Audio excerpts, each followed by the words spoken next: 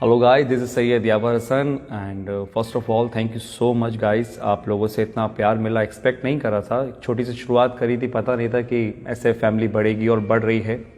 Once again thank you so much. आप लोग मेरी वीडियोस देखते हैं, पसंद करते हैं, मुझे कमेंट्स में पता चलता है। सो आज मैं एक बहुत ही इंपॉर्टेंट बात करने आया। मुझे पता है कि आप ये पूरी वीडियो देखेंगे और समझेंगे अभी। एक छोटा सा इंसिडेंट हुआ सुबह मेरे साथ, तो सोचा आपके साथ शेयर करूँ मैं नॉर्मली जिम आया था सुबह एंड मैंने अपने कैमरा स्क्रीन पर देखा, जो आप अभी इस स्क्रीन पर देख रहे हैं। एक बंदा था जो पार्किंग में आया और गाड़ी के पीछे कुछ करने लगा, तो मुझे लगा पता नहीं क्या कर रहा है, मैं देखूं ज़रा। मैं इसको देख ही रहा था कि मुझे समझ में आ गया कि ये नीचे से कुछ उठा रहा है, और जो वो उठा रहा है वो रोटी है। ये वो रोटी है जो शायद 1-2 दिन से पड़ी होगी, जिसको जानवर ने भी नहीं खाया। मैं तुरंत नीचे गया और नीचे जाने के बाद मैंने उसको रोका एंड पूछा उससे कि कोई हेल्प चाहिए क्या। उसने मुझे कोई रिप्लाई नहीं करा। मैंने उससे फिर पूछा कोई हेल्प चाहिए क्या दादा। उसने मुझसे बोला कि नहीं कुछ नहीं, मुझे मिल गया। तो उसके हाथ में जो रोटी थी वो बिखर रही थी। मैं सिरे से बता रहा हूँ मैं आपको कि वो 2-3 दिन से पुरानी रोटी होगी कम से कम, मतलब जिसको जानवर ने भी नहीं खाई। वो इतना मजबूर था कि उसको खाने को तैयार था, लेकिन मांगने को तैयार नहीं था। उसने मुझसे कुछ नहीं मांगा। स्टिल मैंने उसको फोर्स करा और मैंने पूछा कि क्या मैं आपकी थोड़ी मदद कर दूँ। उसने चुपचाप से सर हिलाया और मैंने उसको कुछ पैसे दिए। पैसे लेने के बाद उसने मुझे पैसे रिटर्न करने की कोशिश करी। उसने कहा था नहीं, मुझे इतने पैसे नहीं चाहिए, 5-10 रुपये बहुत हैं। एंड मुझे समझ नहीं आया। मैं बोला कि ठीक है आप रख लिया, आपके आगे काम आएंगे। बट उसने मुझसे वो पैसे लेने से मना करा। तभी मैंने उसको समझा कर वो पैसे दिए, और फिर वहाँ से मेरे दिमाग में कुछ चीज़ें आई जो मैं आपके सामने शेयर करना चाहता हूँ। कि बात यह है कि वो आदमी बेकारी नहीं था, पहले कुछ काम करता होगा जिसकी वजह से उसका काम छूट गया है, और उसको मांगने में शर्म आई थी या जो भी हुआ वॉट एवर। और वो इतना मजबूर था कि वो सूखी रोटी खाने को तैयार था, और लेकिन मांगने को तैयार नहीं था। और ये हालत हमारी जो बन रही है आने वाले टाइम के अंदर, इस पर थोड़ा सा अगर आप सोचो तो ये आपको समझ में आ जाएगा कि कितनी बड़ी प्रॉब्लम हमारे सामने खड़ी है आकर। ये बात तो हो गई मौजूदा हालात की कि आदमी किस हद तक चला गया है। अब मैं इस कहानी को थोड़ा सा और आगे ले जाता हूँ। करते हैं डेविड क्लोरी की। बहुत से लोग जानते हैं डेविड क्लोरी को, लेकिन जो लोग नहीं जानते मैं उनको बता दूं कि 2017 में एक ट्रेलर आया था मूवी का, जिसका मूवी का नाम था ग्रे स्टेट। अब इसमें क्या नया है? नया ये था कि जब ये मूवी रिलीज होने वाली थी उसके कुछ टाइम पहले ही डेविड क्लोरी को उसकी वाइफ और उसके बच्चे के साथ गोली मार दी गई। रीज़न रहा होगा कि एक डायरेक्टर को उसकी बेटी और वाइफ के साथ मार दिया जाता है मूवी के रिलीज होने से पहले, और वो मूवी नहीं बनती है। ऐसा क्या दिखाना चाहते थे डेविड उस मूवी के अंदर जो 2017 में आनी थी? लेकिन उसका ट्रेलर ज़रूर आया था, और उस ट्रेलर के अंदर ऐसा कुछ दिखाया ज़रूर था जिसमें बताया गया था कि आने वाले टाइम के अंदर लोग एक दूसरे के पास जाने से थोड़ा डरेंगे, यानी कि सोशल डिस्टेंसिंग मेंटेन करेंगे। लोगों को एक घर में कैद कर दिया जाएगा, यानी कि लॉकडाउन होगा। ट्रांसपोर्ट सारी चीज़ें बंद कर दी जाएंगी, और कैश बिल्कुल नहीं होगा। उनके बॉडी में एक चिप इंसर्ट की जाएगी, जो जितने भी ट्रांजैक्शंस होंगे वो सब उस चिप से होंगे। ये तो सिर्फ एक ट्रेलर था जिसमें बताया गया था। बताना तो कुछ और चाहते थे, लेकिन उससे पहले ये मूवी और वो दोनों ही खत्म हो गए। 2017 में ही बिल गेट्स ने बोला था कि एक महामारी आने वाली है जिसके लिए हमें तैयार रहना चाहिए। और ठीक 18 अक्टूबर 2019 को बिल गेट्स ने एक मीटिंग में बोला कि अब जो वॉर होगी कंट्रीज़ के बीच में वो मशीन से नहीं होगी, वायरस से होगी। और अभी आप जानते हैं बिल गेट्स को लेके क्या कंट्रोवर्सी चल रही है।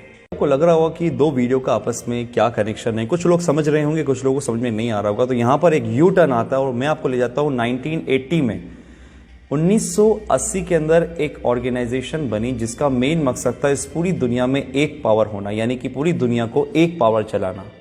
और उस पावर को उन्होंने नाम दिया था न्यू वर्ल्ड ऑर्डर। ऑर्गेनाइजेशन में ज़्यादा लोग नहीं थे, कोई सीक्रेट 100-150 लोग होंगे।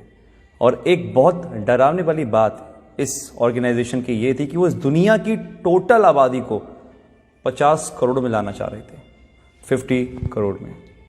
उनके टारगेट में थे वो देश जिसमें सबसे ज़्यादा पॉपुलेशन है, जिसमें हमारा इंडिया भी होता है। सबके लिए उन्होंने एक प्लान बनाया जिसका नाम था MMP, mind control, money control, population control. Control यानी कि आदमी खुद से कुछ ना सोचे, जो वो चाहें वो आप सोचो, माइंड कंट्रोल। और ये किसके थ्रू होता?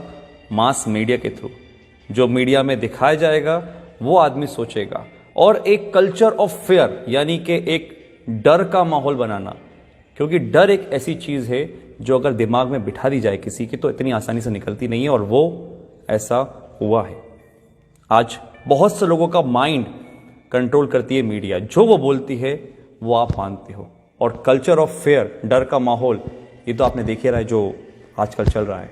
कंट्रोल यानी कि आदमी जितना हो सकता है लेस कैश, कैशलेस, या जितना हो सकता है टोटली डिजिटल, और वो आपके सामने ही है।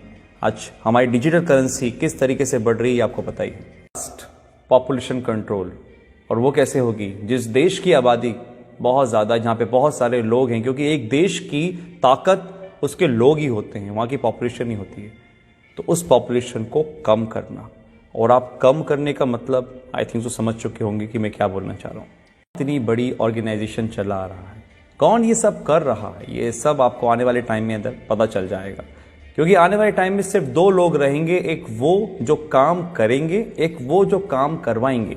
अगर मैं इसको स्ट्रेट फॉरवर्ड बोलूं तो राजा और गुलाम। एक वो लोग जो इस दुनिया पे राज करेंगे, और एक वो लोग जो उन राज करने वालों की गुलामी करेंगे।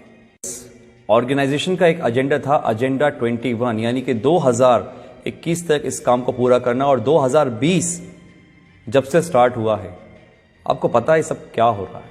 लाखों लोग हैं जो समझ पा रहे हैं इस बातों को, लेकिन करोड़ लोग हैं जो इस बातों को नहीं समझ पा रहे। एजेंडा 21, 2021 तक इन काम को पूरा करना, और अगर सीरियसली इस बातों में कुछ भी सच्चाई है तो हम बहुत बड़े खतरे में गाइस।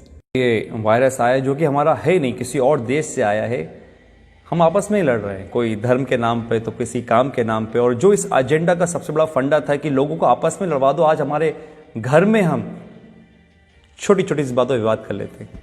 आज अगर हम घर से बाहर निकलते हैं तो हमारे घर वाले इस चीज़ के लिए प्रोटेस्ट करते हैं कि भैया घर से बाहर नहीं निकलो, बाहर जाओगे तो मर जाओगे। ये दिमाग में हमारे किसने भरा? कौन कंट्रोल कर रहा है हमारे दिमाग को? आप खुद समझदार हैं।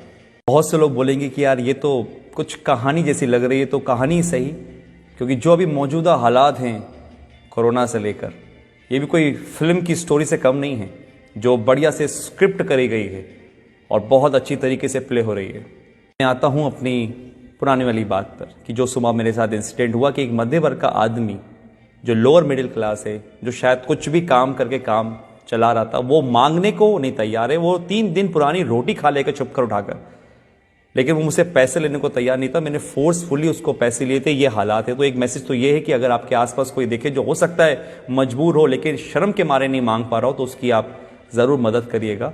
इतना तो हम लोग अंदाज़ा लगा लेते हैं कि कौन परेशान है कौन नहीं। दूसरी बात, अगर ये बात सही है कि जो 1980 में एक एजेंडा चला, एजेंडा 21, डर का बिजनेस, अगर ये सही है तो गाइस आप लोग समझिए, संदीप महेश्वरी, मिस्टर रॉय चौधरी, ऐसे बहुत से लोग हैं, बड़े बड़े डॉक्टर्स हैं जो आपको समझाने की कोशिश कर रहे हैं कि इसका मॉर्टेलिटी रेट बहुत कम है, 0.01%। 1000 में से एक इंसान मर रहा है, तो फिर किस बात का इतना हाहाकार मचा हुआ है? जस्ट बिकॉज ऑफ, क्योंकि हम जो न्यूज़ देखते हैं वो मीडिया से आ रही है। बात वही है, हमारे दिमाग को कंट्रोल करा जा रहा है, हमारे पैसों को कंट्रोल करा जा रहा है। आज हमारे पास इतनी आज़ादी नहीं है कि हम खुद का काम कर सकें। किसी के कहने पे हम दुकान खोलते हैं, किसी के कहने पे हम दुकान नहीं खोलते। ये हक हमसे छीन लिया गया है, पैसा कमाने का हमसे छीन लिया गया है। हम खुद से आज कुछ नहीं कर सकते। ये कहीं वो एजेंडा 21 तो नहीं? अगर है तो आज डर छोड़िए, अपनी इम्यूनिटी पे काम करिए, दिमाग लगाइए, लॉजिक समझिए।